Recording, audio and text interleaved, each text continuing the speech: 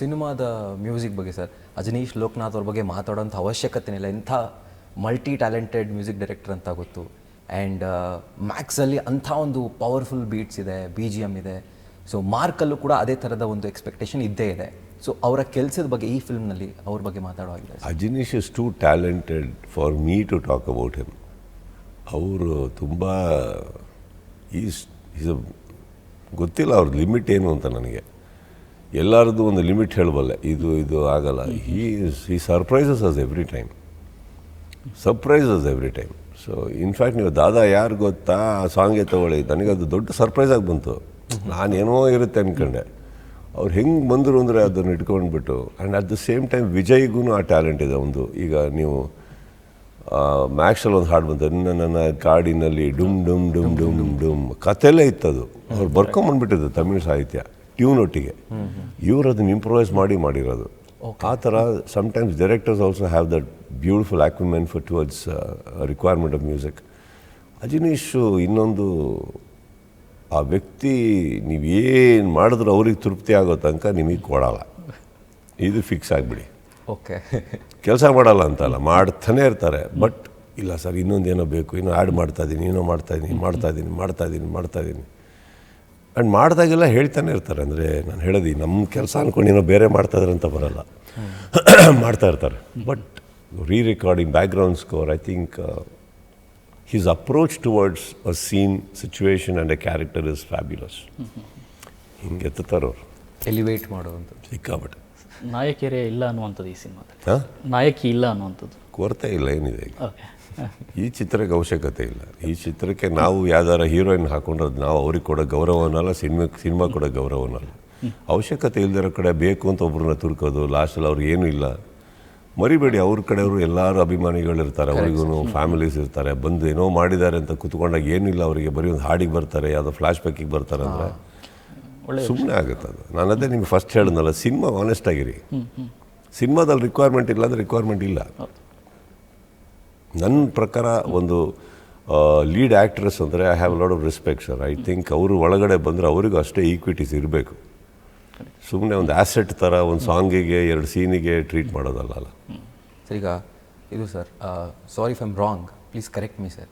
So mark ಅನ್ನುವಂಥ ಒಂದು film ಬರ್ತಿದೆ ಆ್ಯಂಡ್ ದೊಡ್ಡ ಎಕ್ಸ್ಪೆಕ್ಟೇಷನ್ ಕ್ರಿಯೇಟ್ ಮಾಡಿದೆ. ಬಟ್ ಸ್ಟಿಲ್ ಒಂದು ಪ್ರಶ್ನೆ ಸರ್, ಮಾರ್ಕ್ನ ನೀವು ಮಿಸ್ ಮಾಡಿದೆ, ಈ ಹಾಲಿಡೇ ಸೀಸನಲ್ಲಿ ಹೋಗಿ ನೋಡಲೇಬೇಕು ಅನ್ನುವಂಥ ಒಂದು USP ಏನು ಸರ್? ನಂದು 30 ವರ್ಷದ ಜನ ನಾನು ನಿಮಗೆ ಕೊಟ್ಟರು ನಂಬಿಕೆ. ಮಾರ್ಕಲ್ಲಿ ಹೊಸ್ದಾಗಿ ಏನು ಕೊಡಲಿ? 30 ಇಯರ್ಸಿಂದ ನಂಬಿಕೆ ಉಳಿಸ್ಕೊಂಬಂದಿದ್ದೆ ಮೇಲೆ ಈಗ ಹೊಸ್ದಾಗಿ ಏನು ಕೇಳಿ. ಸರ್, ಈಗ ನನಗೆ ಸರ್ ಪರ್ಸ್ನಲಿ ಸುದೀಪ್ ಸರ್ ಅಂತಂದರೆ ಒಂದು ಆಲದ ಮರ ಥರ ಕಾಣಿಸ್ತಾರೆ. ಅಂದರೆ ಅವ್ರ ಸುತ್ತ ಎಲ್ಲರೂ ಕೂಡ ನೆರಳು ಪಡ್ಕೊಂಡು ಚಿಕ್ಕ ಪುಟ್ಟ ಗಿಡಗಳು ಕೂಡ ಬೆಳೀತಾ ಇರ್ತವೆ. ಸೊ ನಿಮ್ಮ ಟೀಮ್ ಐ ಥಿಂಕ್ ಒಂದು ಬಂಚ್ ಆಫ್ ಟ್ಯಾಲೆಂಟೆಡ್ ಯಂಗ್ ಲ್ಯಾಡ್ಸನ್ನು ನೀವು ಪ್ರಮೋಟ್ ಮಾಡ್ತಾ ಇದ್ದೀರಿ, ಬೆಳೆಸ್ತಾ ಇದ್ದೀರಿ, ಅವ್ರಿಗೆ ಉತ್ತೇಜನ ಕೊಡುವಂಥ ಕೆಲಸ ಮಾಡ್ತಿದ್ದೀರಿ. ಸೊ ಇದ್ರ ಬಗ್ಗೆ ಹೇಳಿ ಸರ್. ನಾನು ಯಾರನ್ನೂ ಬೆಳೆಸ್ತಾ ಇಲ್ಲ ಸರ್. ಅಂದರೆ ಅದು ನನ್ನ ಕಡೆಯಿಂದ ಆಗ್ತಾಯಿದೆ ಅಂತ ನಾನು ಹೇಳೋಕ್ಕಾಗಲ್ಲ. ಅವರಲ್ಲಿರೋ ಟ್ಯಾಲೆಂಟ್, ಅವ್ರು ಬೆಳೆದ್ರೆ ಅವ್ರ ಟ್ಯಾಲೆಂಟ್ ಅಷ್ಟೇ. ನಾವೇನು we can only be just ನಾವು I can be a friend, I can just be a support ಅಷ್ಟೇ. ನನ್ನ ರಿಕ್ವೆಸ್ಟ್ ಮಾಡಬಲ್ಲೆ, ನೋಡಬಲ್ಲೆ, ಅವ್ರಿಗೆ ನಮ್ಮ ಅವಶ್ಯಕತೆ ಇದ್ದಂಗೆ ನಿಲ್ಲಬಲ್ಲೆ, ಅವರಿಗೋಸ್ಕರ HR-ಗೆ ಇರಬಲ್ಲೆ, 2 ಕೈಗಳಿದೆ, ಸಪೋರ್ಟ್ ಮಾಡಬಲ್ಲೆ. ಅದ್ರ ಮೇಲೆ ಬೆಳೆಸ್ತಾ ಇದ್ದೀನಿ ಅಂದರೆ ದೊಡ್ಡ ಹಾಮ್ ಆಗ್ಬಿಡುತ್ತೆ, ತಪ್ಪಾಗುತ್ತಲ್ಲ. ಅವರ ವ್ಯಕ್ತಿತ್ವ, ಅವರ ಟ್ಯಾಲೆಂಟ್, ಅವರಿಗಿರೋ ಅಭಿಮಾನಿಗಳು, ಅವ್ರ ಸಿನಿಮಾ, ವಿ ಆರ್ ಒನ್ ಇದ್ದಾರೆ. ಒಟ್ಟಿಗಿದ್ದಾಗ ಏನಾಗುತ್ತೆ, ಚೆನ್ನಾಗಿದ್ದೀವಿ, ಕಂಫರ್ಟಬಲ್ ಆಗಿದ್ದೀವಿ. And it is always nice. And ಹಾಗಂತ ಅವ್ರ ಪಾಪ ಯಾರು ನನ್ನೊಟ್ಟಿಗೆ ಇದಕ್ಕೋಸ್ಕರ ಸಪೋರ್ಟಿಗೋಸ್ಕರ ನಿಮ್ಮ ಇದರಲ್ಲಿ ಯಾರೂ ಇಲ್ಲ. ಅವರಿಗೆ ಪ್ರೀತಿಯಿಂದ ನಮ್ಮ ಮನೆಗೆ ಬರ್ತಾರೆ, ಎಲ್ಲರೂ ಖುಷಿಯಾಗಿ ಬರ್ತಾರೆ.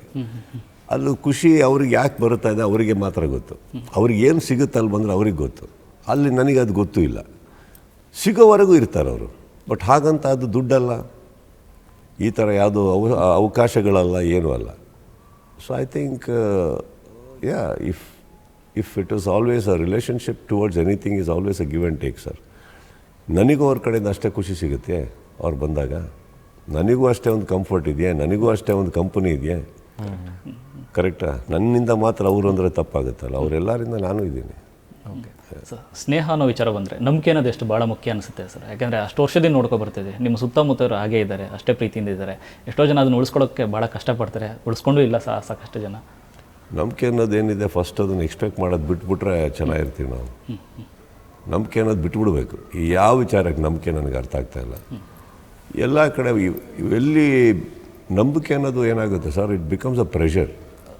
ಈಗ ನೀವೇನೋ ಎಕ್ಸ್ಪೆಕ್ಟ್ ಮಾಡಿ ಅವ್ರು ಮಾಡಿಲ್ಲ, ನನ್ನ ನಂಬಿಕೆ ಹಾಳು ಮಾಡ್ಬಿಟ್ಟ. ಯಾವ ನಂಬಿಕೆ? ಏನು ಬರ್ಕೊಟ್ಟಿದ್ರೆ ಯಾರಾದರೂ? So I think it is maturity that matters here. ಯಾರಿಂದ ಏನು ಎಕ್ಸ್ಪೆಕ್ಟ್ ಮಾಡಬೇಕು, ಯಾರಿಂದ ಏನು ಎಕ್ಸ್ಪೆಕ್ಟ್ ಮಾಡೋದು ಬೇಡ. ಹಾಗಂತ ವ್ಯಕ್ತಿಗಳು ಕೆಟ್ಟವರಾಗೋದು ಚಿಕ್ಕವರಾಗೋದು ಆಗಲ್ಲ. ಯಾವಾಗ ನಿಮ್ಮ ಎಕ್ಸ್ಪೆಕ್ಟೇಷನ್ಸು ಒಂದು ಲಿಮಿಟಲ್ಲಿರುತ್ತೋ ಐ ಥಿಂಕ್ ಯಾವ ನಂಬಿಕೆನೂ ಆ ಕಡೆ ಈ ಕಡೆ ಆಗಲ್ಲ. ಇಲ್ಲ ನಿಮ್ಗೆ ಏನಾರು ಎಕ್ಸ್ಪೆಕ್ಟೇಷನ್ ಇದೆಯಾ, ಕ್ಲಾರಿಟಿ ಒಟ್ಟಿಗೆ ಹೇಳಿಬಿಡಿ, ಹಿಂಗಿದೆ ಆಗುತ್ತೋ ಆಗಲ್ವೋ ಅಂತ. ಅದು ಬೇರೆ.